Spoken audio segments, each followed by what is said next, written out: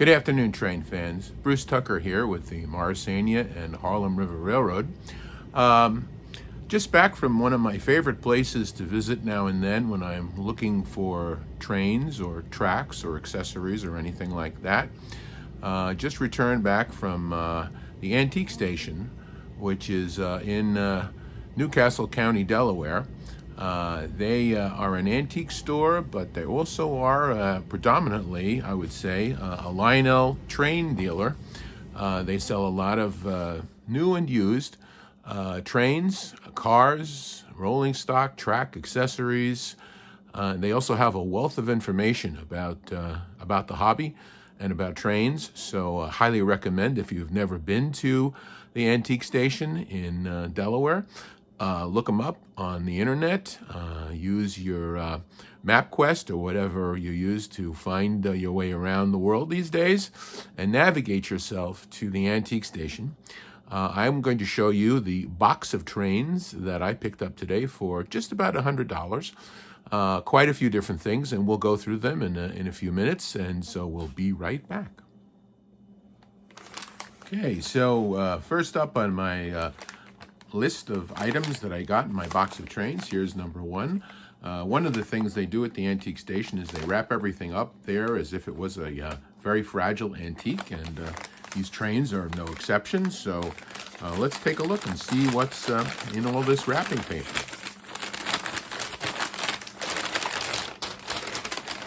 Okay, so this is a Lionel switch engine. All right, number 8516. All right, it has a headlight, smoke. It's an 040 locomotive. It has a connection wire at the back, which is going to connect to the tender that I'll unwrap very shortly. It's in very, very nice condition. I had them tested while I was there, ran around the track. It has an electronic E-unit, so it's very quiet when it reverses. It has a smoke unit. You can see the chimney right there. And it's really, really nice piece. It has a functional coupler on the front, and we'll take a look and see what else is in my box of trains. So be right back.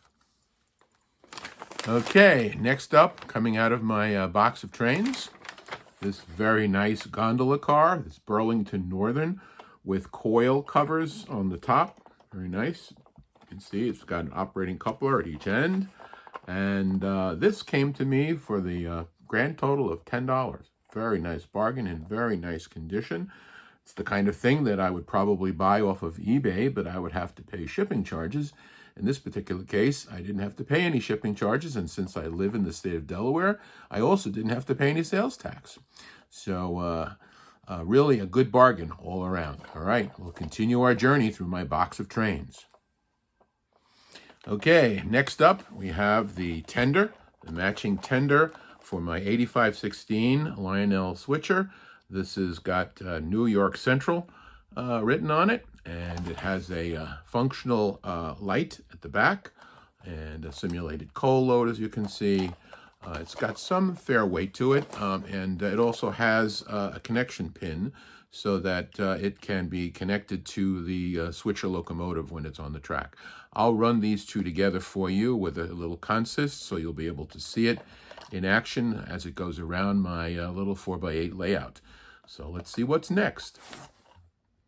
Okay, train fans, we are back, and we're taking a closer look at this 8516 Lionel 040 switcher, which was released by Lionel in the year 1985 during the MPC, or Fundementions if you like, era of Lionel.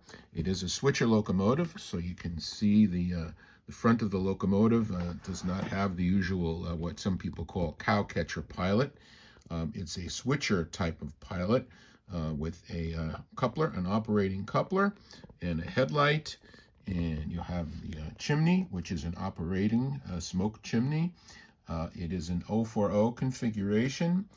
You can see the detail on the cylinder, and you can see some detail along the side of the locomotive. It doesn't have any individual rails, as some of the more expensive locomotives might have, but it does have a very nice silver bell just ahead of the cab, and you have your sand dome as well on the top of the engine boiler. The cab is, well, I guess not too heavily detailed, but it's nice looking. You can see the connection wire hanging out there, which would need to be connected to the matching tender in order for the backup light to be able to illuminate. And there also is a functional coupler at the back of that tender. So that's most of the detail on this locomotive. And it's in very nice condition, and I'm going to run it in a few seconds on the layout, pulling some cars, so we'll see that very soon. Okay, so next we have a closer look at the Marx 490. That's not a 400. It is a double reduction version. You can see that the two gears that are driving the 4 drive wheels. And this type of locomotive is a very, very low-cost budget type of train. It's not die-cast. It's a plastic shell. It does have a working headlight. There's no lens in the front, but it does have a headlight, and it has a traditional pilot in the front. And there's also a horn, which a lot of times I like to try to decorate a little bit with some gold paint, which I'll probably do. You can also make out the simulated bell just behind the sand dome there, which I also like to decorate. And you can see some molded details along the side of the boiler here, back here where the firebox is. The Marx logo is imprinted right around the bottom of the firebox where the ash pan would be. And there's a shade over the cab with the number 490. And here we have the matching tender, the New York Central tender, and it has a non-functioning knuckle coupler at the back. And so that's the Marx 490 locomotive. Next up, we have the Burlington Northern gondola car in green. Looks like this was an issue for around 1976 during, again, the MPC era. And it has some matching Burlington Northern coil covers. So this would presumably be a car that would be carrying steel coils under those covers. It doesn't come with any simulated steel coils, but that's okay. There is a simulated brake wheel there on the side. It has an operating coupler on one side, and it has a that's an operating coupler as well, I think, on the back. And other than that, there's really not too much else to say. It's a nice looking car. I think, as I said earlier, this car only cost me about $10, so really not too bad. Okay, and last but not least, the 3 cars that came with the Marx 490 locomotive and tender, the city service tank car, and it's coupled to the New York Central gondola car, and finally the New York Central pacemaker caboose. And that completes the purchase that I made today from the antique station in Delaware. And let's take a look and see how these locomotives run on my track.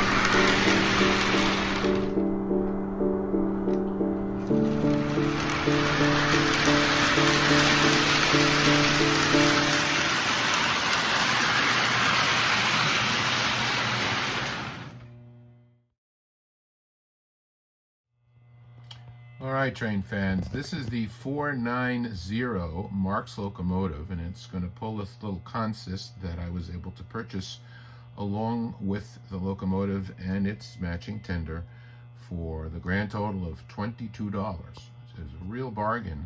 These engines are really, truly amazing pullers, but I found something interesting when I started testing the locomotive. Besides the fact that it's a double reduction motor, meaning it has the 2 gears rather than the single gear driving the 040 wheel configuration, and it does have a working headlight. It doesn't smoke, but it does have a rather unique mechanism that I'll show you after I run the locomotive that creates a chugging type of sound. It's not quite as sophisticated as the sound of power or sound of steam. But for a 1970s technology era, it's not too bad. So I'm going to run this guy around the track a few times, and maybe you can hear that sound that it's making as it chugs its way around the 4x8 oval.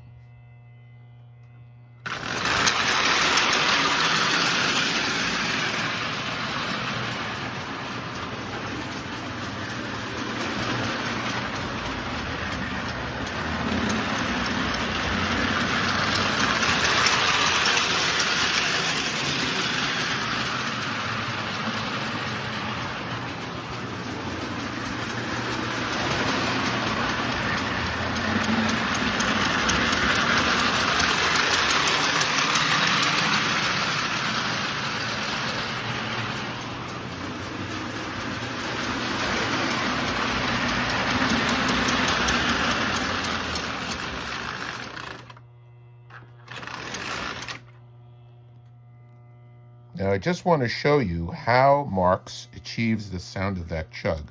As I move the wheel back and forth, you can see the drive rod striking that metal pin, which smacks up against that plate.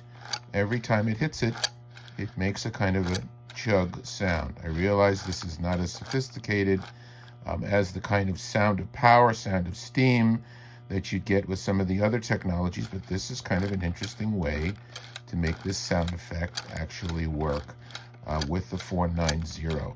I haven't seen this on any other 490 locomotives that I've worked with, but this is a little bit unique, so I thought I would share that with you. Also, you can see here the double reduction or double gears to give the locomotive some added pulling power. It doesn't have magnet traction, and it does not have any traction tires, but I suspect that it can pull quite well.